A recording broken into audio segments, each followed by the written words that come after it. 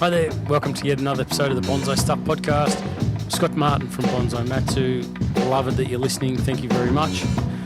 And it's the end of pine season. No more talk of pines, I promise. Lock it away, not going to talk about it for another 6 months. We've got no more pine discussion, which is great. But I was in between trees the other day and I thought, oh, I'm buggered, I just need to put my feet up for a second and just have a bit of a rest. So sat down, got some food, got drink, started having my lunch, flicked on the TV, and all of a sudden comes on the original Karate Kid. And I thought, well, I have not watched this for years. I'm going to put it on. So I flicked it on and without a word of a lie, within about a minute of having the thing on the TV, it was the part of the show where Mr. Miyagi is in there pruning his junipers and Daniel comes in and he starts getting Daniel to work on his trees. And when I think back to this section of the movie, I think that, it's about mindfulness and caring and connection and, disconnection from what's going on around you and focusing purely on the tree. Think only of the tree, Daniel. That's all you have to do. Just think of the tree. And I thought, that's so cool. But then I see Mr. Miyagi turn around and go, and that's your bonsai now, Daniel. Oh, cool. That's very nice of him. He gave him a bonsai. And his mum comes in and he goes, here's a tree for you too, for his mum. And that's when the penny dropped for me. That's a fellow with too many trees. He's trying to get other people to work on his trees for him, and he's giving them away. He's got that many of the damn things. He doesn't have any free time. So there's a different perspective from someone who looks at his own collection thinking, well, maybe I've got too many trees sitting in here. But anyway, it was just an interesting thought. I want to talk in this episode of the podcast just about the weather a little bit more, about how things are changing. And I know the words climate change, not always popular with everybody all around the world, but, I'm a believer that climate is changing and things are being impacted. And I've had it on my radar to talk about for quite a while, but I find that as we get into different seasons, for me anyway, I often feel that there's extremes. I know when we come out of, so let's say, for instance, winter and we head towards a spring period, it gets windy, and that's not unique to Melbourne. In Australia, it sort of happens a lot of places as the change of seasons happened. There's a bit of turbulence and whatever else. But I think from my point of view, what goes through my head a lot is, with the climate changing, with the weather patterns changing, how's that going to impact my bonsai? And what steps am I going to take to ensure that I still keep taking these steps forward? Because if it is changing and I do nothing, then there's an impact, right? Because I think about things and go, well, I've always done this at this time of the year and that's always been right. But what if that's not the case? What if things change and we need to adapt? And anyway, I just want to run through some thoughts that have gone through my head, and it's not end of days drama or anything like that, but it is definitely things that I'm looking at and I consider now going forward with the care for my bonsai and things that I do with my bonsai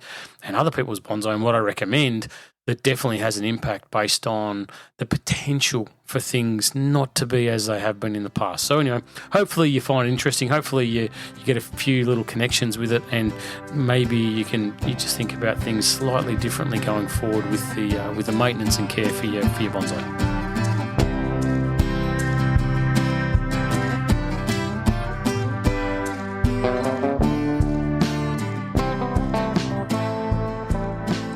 Okay, so just for the sake of this podcast, just assume that there is climate change.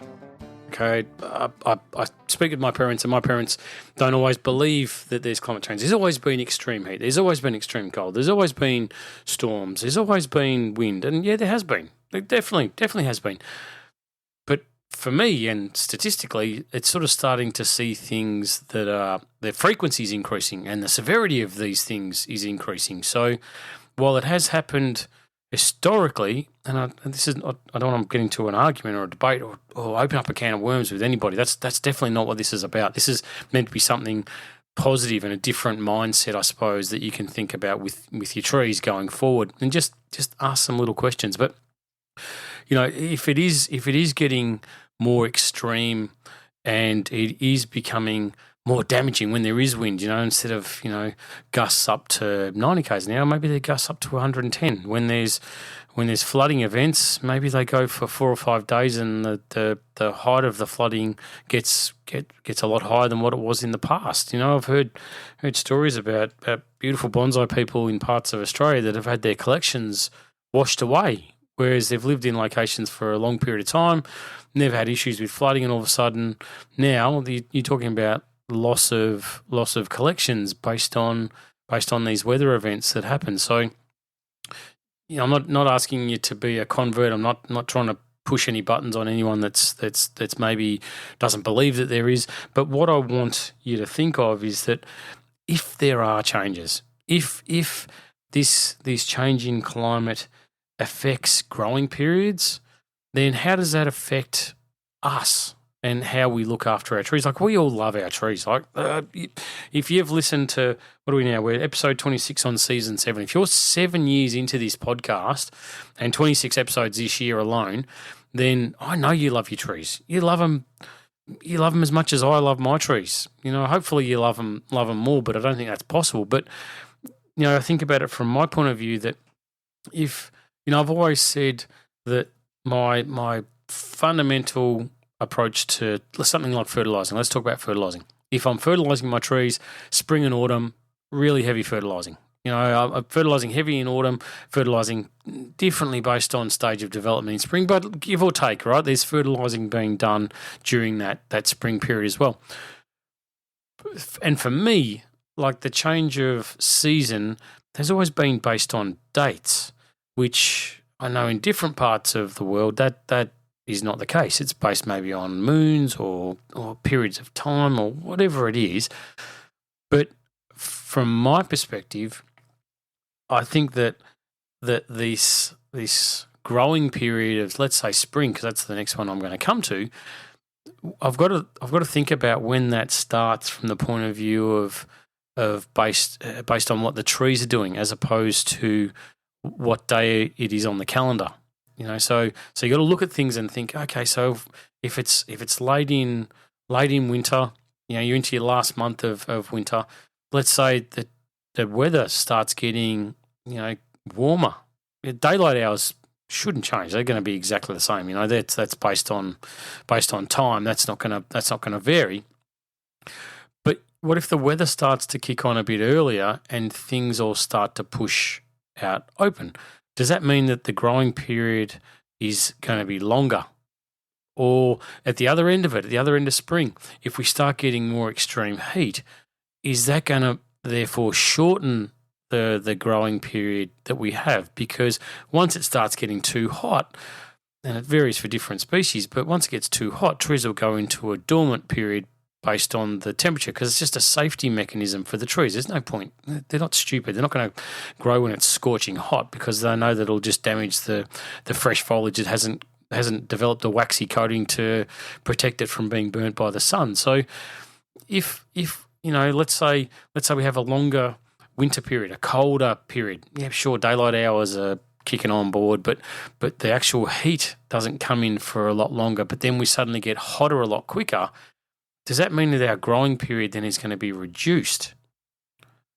And if it isn't, like if it does start, if the trees do wake up and start growing based on daylight and the weather, the temperatures, maybe the nighttime temperatures are extremely cold, frosts come, is that going to damage our trees? So this is where I started thinking about this episode of the podcast, to just think about what it is that we need to do to make sure that we are going to be protecting our trees if things change.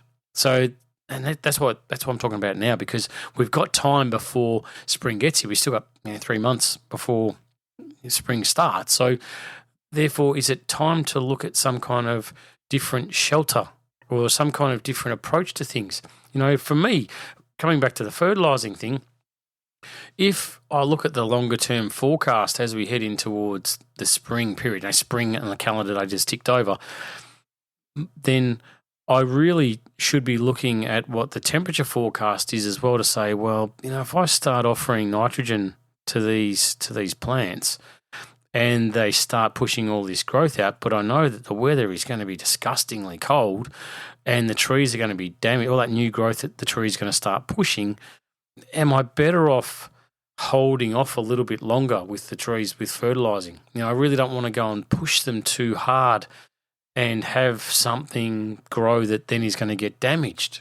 So this is where this, the thought of climate changing is going to have an impact on my fertilising. And likewise, at the other end, when we get to the summer period, if I'm looking at summer and I can see that these scorching hot days are going to come in thick and fast a lot earlier, then really should I be fertilising right the way through to the end of the calendar spring period, or should I look at it and go, well, you know what, that's it, I'm done, I've got to stop. But then you start thinking about all these other things that go on with our trees, like, talk about on two things I want to talk about: defoliation and decandling. So I've talked about the defoliation side of things before. That if I've gone from being someone who will look at a tree, do the health assessment, go, yep, you're a whatever species you are. I'm going to defoliate you 100%, 90%, area specific, 50%, whatever it is. But I've changed my approach entirely on that to think it's a topic that if I do it and suddenly things are extreme with the temperature once that new foliage all starts to grow, once all those leaves are gone, then and I haven't taken appropriate steps to shelter and protect that tree from the extremes, then what's going to happen to all that delicate fine growth that's going to come out? Am I going to do more damage to the tree by doing this than not? So the bud conveys different sunlight and air into those internal areas. I can do that with a minute amount of defoliation without physically forcing or pushing the tree to have another flush of growth at whatever time it is. So by changing the extremes with our temperature or with our climate, let's say talk about it being particularly wet. Let's say we have a really, really wet spring period. What does that do for decandling? What does it do for fungal issues on our trees? And if we don't, I know we've had wet summers before. It's not my point. I'm not arguing about whether this has happened historically or not. What I'm saying is that if it's happening more frequently and we are going and we can expect things to happen when they happen to a more extreme point, then what does that mean for us when it comes to our preventative processes for fungal issues? Does it mean that we need to step it up a little bit more with our spraying, with our treatment of those fungal issues?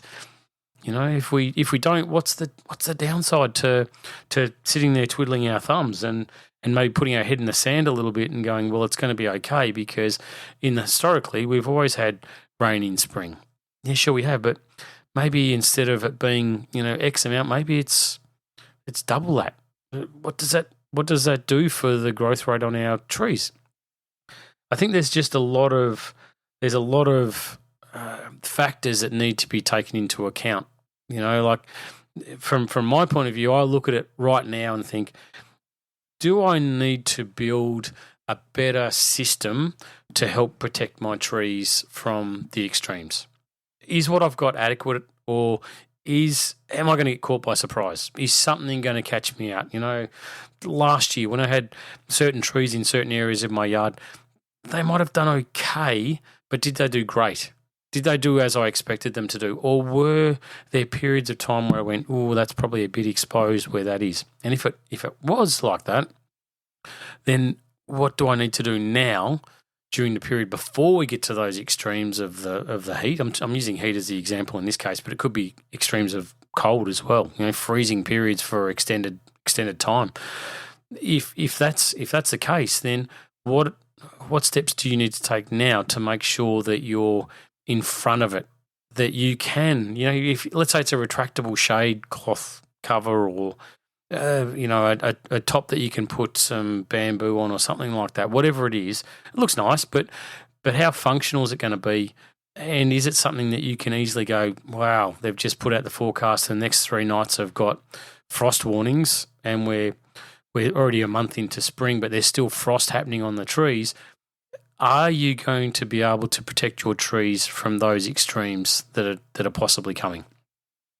I'd always aim to be over prepared and underutilized, rather than getting caught by surprise where you walk out after a couple of days of extreme frost or cold or whatever, and you look at the trees and go, my God, they're all cooked on the outside. And it'll be different for all of us. Your microclimate where your trees grow is very different from me to my neighbour. Maybe they've got more trees over their backyard. Maybe they've got higher fences so they're not getting the wind come through the place. Maybe blah, blah, blah, whatever it is. But you've got to look at your own situation and assess it, and then make sure that you're ready and you're prepared for it. And we talk about decandling, decandling, and same as defoliation, they're a reset button, right? They're us forcing on the tree to restart and start growing again based on there being a certain period of time after we push that reset button to fully come out and grow before they head out of that growing period, whatever it is. It might be for defoliation before we get to the heat of summer and the trees start to go dormant. That's our window. For black pines with decandling, it's before they get towards the late autumn period and they start to head towards dormancy. So if those periods of growth change, then what does that mean for our timing? I've always used certain dates in my head to say this is my decandling time for my medium-sized trees, so therefore bigger trees are earlier, smaller trees are later. If that period of time changes, that finish point where the tree heads towards dormancy comes a hell of a lot sooner or a hell of a lot later for whatever reason based on the climate, then does it change that date? And how do I know what that date is anymore? So, I do things because I want consistency, I want reliability, I want predictability, I want to know exactly what's going to happen when I do something. It was as near to as I possibly can. My fertilising, I put on a certain number of tea bags and I expect a certain result, give or take, right? When I decandle things, I expect the trees to grow a certain way based on health assessment and all the rest of it by a certain time. So therefore my needles will get to be a certain length. When I defoliate, I expect new buds to grow and to harden off and be allowed to be pruned before it gets to be too hot, so I know that the tree will go into a warm period of summer, a hot period of summer, knowing that they're okay, that they're settled. What if that all changes? And this is the part that leaves me scratching my head sometimes, and I think, well, maybe there's going to be times where after doing these activities, these maintenance activities, I'm not going to get the result that I want. And then what's that going to mean for the tree? You get to a deciduous tree and you've done your defoliation. It doesn't grow the way it should do in time. There's extreme heat. That new growth gets burnt. Your foliage mass reduces. What does that mean for the tree? Like, how's it going to survive and thrive and photosynthesize and transpire and do what it's got to do to be a tree if it physically doesn't have the foliage? These thoughts, honest to God, keep me awake at night worrying about things to the point that I go, well, okay, now I've got to be a lot more careful. I've got to be a lot more cautious of things. You get a damaging winds. I can't tell you how many messages I get whenever we have a windstorm. Another tree come off the bench. I've smashed another pot. Is it okay to do an emergency repot? What's the process? How do I do it? What's best for the tree? It's like, are you kidding me? It's happening again. So the winds are so strong that you need to have things in place for securing your trees, making sure that they're looked after, and maybe stepping it up a little bit. If you're using, let's use an example of aluminium wire. If you're using your aluminium wire to tie your trees onto the bench and you've been using 2 mil wire, maybe it's got to go to 2.5 or 3 mil, because the 2 mil might not be enough. If you've been using a certain type of strapping, will that strapping deteriorate more with the hot, cold period? So therefore, which which is exactly my scenario. I use a certain type of strapping to tie the trees down, but I find now that deteriorates when it's exposed to the elements a hell of a lot quicker. So what I do is preventatively, I go around now every end of winter before it gets to that windy period at the change of season for spring, and I'll look for any kind of fatigue on the strapping and I'll replace it preventatively. Because in the past, I can tell you I haven't, and I've had trees snap the cabling, which has been fantastic for years and years and years. But I'm finding now that maybe 1 year is enough for that strapping before it starts to break.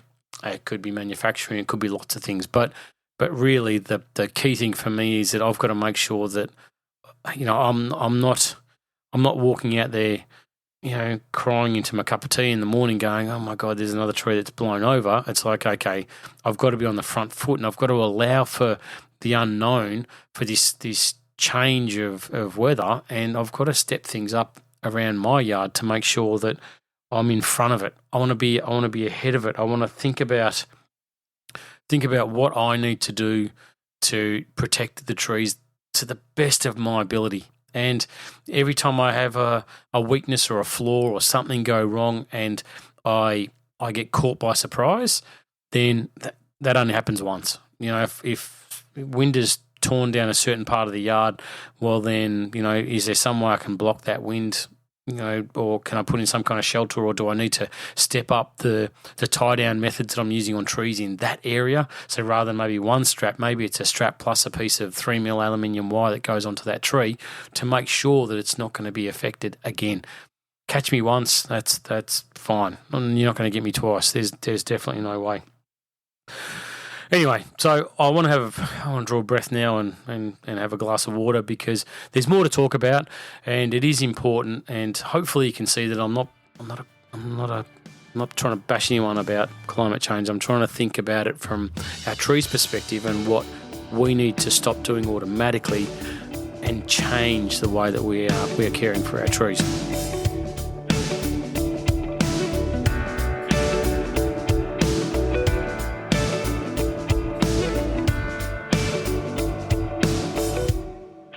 One of the big things that I expect of myself, and that I try and really work with my trees at any stage, and it doesn't matter what tree it is, or what variety, or where they are in my yard, or what stage of development they're at, but the big thing that I work with is consistency in everything. In my watering, in my fertilising, in my repotting, in the way that I wire, in the way that I prune, and in expectations on me to get certain things done by certain times. Like I said at the start, pine season's done, so I've done all my needle plucking, wiring, pruning, I've bud select, I've done everything I had to, and I gave myself the window to be finished by the end of June, and one way or the other, I'm done, I'm finished. So that's an expectation on me to be very consistent about everything that I do. My natives, they get repotted at a certain time, they get fed at a certain time, they, all these things that I push onto myself to be very consistent. Now, when the weather doesn't play ball with what I expect to happen, that consistency for what I expect from the tree starts to dissipate. It starts to go out the window a little bit, from the point of view that, if I water a certain way, I've repotted a certain way, I've fertilised a certain way, they're in a certain part of the yard, and I treat them a certain way, then I would expect that tree to do whatever it is that it's going to do. But when the weather doesn't play ball, then the tree may not respond exactly the way that you expect it to. And it's that change of consistency from the tree's perspective, based on factors completely outside its control, that worries me. And I wonder what the impact will be longer term. Like, for instance, I'll come back to it because it plays on my mind that decandling may be something that needs to change. Like, I've changed my defoliation process, but the decandling process, or candle cutting, for instance, on other pines, that process, does that practice need to vary? And do I need to change what I'm doing? Because if if growing periods are shorter, longer, and I'm doing certain things to the trees at certain times of the year, what's the impact going to be on the tree? Is it going to be detrimental? That's my big thing. And is what I'm doing to my tree going to be like a kick in the guts to it, or is it going to encourage the tree to take that step forward that I want, that I love so much, that I aim for with everything that I do? Is what I'm doing causing harm to the tree? Because it's not my intention. I definitely don't mean it. But if I'm not a step ahead of the climate, and I'm just doing things to a tree, it's like, I know this is extreme, but let's say you have a ficus and you take it from the tropics in Australia, from up at Cairns, let's say, and you take it all the way down south to Hobart. It moves down there. I know it can't. Maybe it shouldn't. Let's just say it does, right? But you don't change anything about how that tree's looked after. And I know that's extreme, and I know it's not real life, but that ficus, that fig, would get flogged within an inch of its life, changing from that beautiful, warm, tropical environment where it thrives, where it does really well, and moving that to the extreme cold period where there's not the heat, there's not the humidity, there's not the extended periods of warmth. That tree would survive for a period of time, but it certainly wouldn't thrive. It certainly wouldn't do as well if it was just left in the normal environment. Possibly there can be an artificial environment for that tree. You could build a glass house. You could have a misting system. You could have indoor heaters for it. You could really create an artificial environment that would suit the tree a lot more than what the natural environment would. And that's my point. That's what I'm trying to get to, is that I know that we're not going to have to do that. Hopefully we don't have to do that with all of our bonsai, but that's the way that I'm thinking about the environment that I have for my trees now. It's like, okay, ficus from Cairns to Hobart, righto, what would you have to do? So I think about it and think, okay, so if we go to an extreme heat period for this summer, they talk about it. It's going to be a really hot summer this year. It's like that sends off smoke alarms in my head, saying, okay, well, if it is going to be stinking hot, what do I need to do? What do I need to change? How do I step this up? Do I need more misting systems to just cool environments down? Do I need more shade cloth systems? Do I need more shelter? Like, how am I going to protect the trees and make sure that they don't get absolutely flogged in this extended heat period that we possibly could get? I mean, they give sheep graziers warnings on the news, for frost in certain periods, and it's, okay, so suburban Melbourne or suburban Adelaide or Canberra, you're going to get, below freezing temperatures for the next 3 or 4 days. It's like, okay, so what do I need to do for that? How do I make it that I'm not going to have all this detrimental impact or damage to my bonsai? What do I need to do? Like, you're the person who's responsible for all this, not anyone else. This is fairly and squarely on your shoulders as custodian of those trees, to make sure that you do the best that you possibly can within your scope to make sure that they're going to be okay. And the long-term impact of this stuff is what has worried me, or made me start thinking about more doing less. It sounds funny, sounds weird saying it out loud, but really, like, doing less defoliation of my collection means that I'm going to get less of an advancement with my trees. I'm not going to get that second or third flush of extra growth. I don't really want it, but I'm going to have stronger trees that are, going to have hardened off waxy coatings on their leaves when and if we do get an extended heat period, which means they're in the best position possible to fend off the sun, to do the right thing, to make sure they're not going to be getting dieback. And the branches that I've grown over the last 10 years aren't going to burn and die because they're flogged with no foliage on them. So the long-term impacts on all of my trees are things that I look at now, and I study with a microscope once I've decandled the growth rate that I get, and sometimes I look at it and think that's been great, really good. Like I've got a lot of buds in that area, the tree's really kicked on, done lovely. Other times I look at it and think, yeah, that's not as good as what I'd hoped for. So I look back through my photos, look to the date that I did it, think, did I do that? Did I do that too late? Like the needles haven't grown to the length that I'd want. Maybe there's not quite as many buds around the tips as well. There might only be one or maybe two. Sometimes I'd expect a lot more than that for that tree. It's been really strong. I go back through my mind and go, okay, when did I repot it? When did I do this? What's changed with that tree? What have I missed? Have I done something wrong? And I look for bugs. Has there been an issue with the tree? I start doing a self-assessment on my care for the tree, and sometimes you just look through it and go, it's just changed. Like that period of time was exactly the same the year before, but the year before the results were so much better. This year I've done everything exactly the same. I've fertilised it exactly the same way. It didn't need to be repotted. It's been watered the same way. It's been the same position in the yard.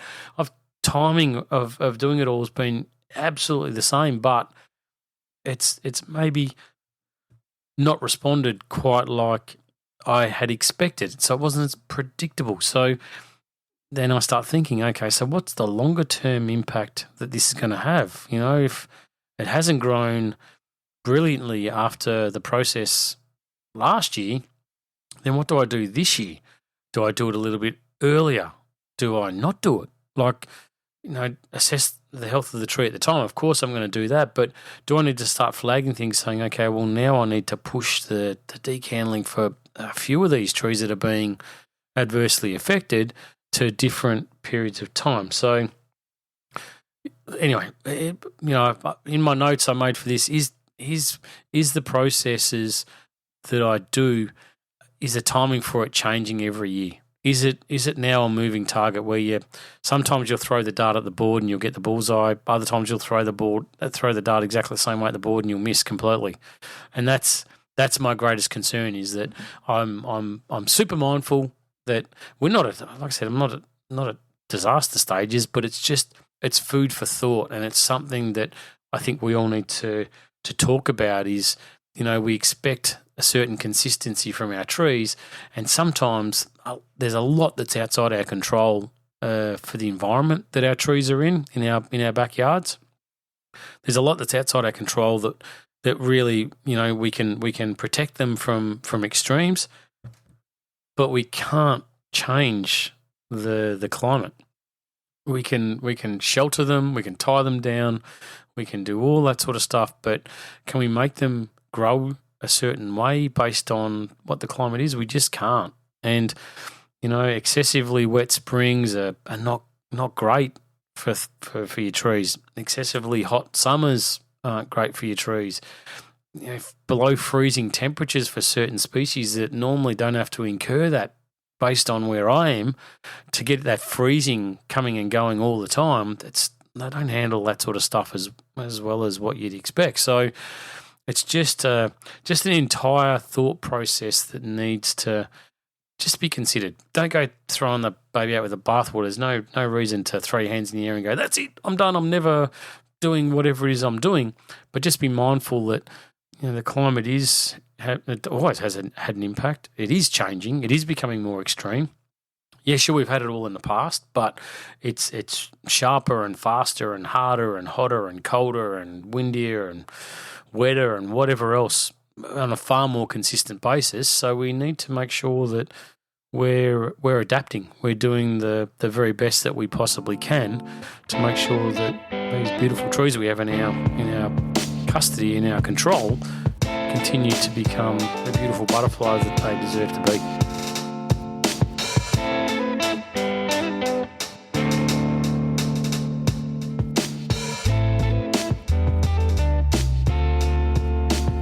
Well, that was a bit of a heavy podcast.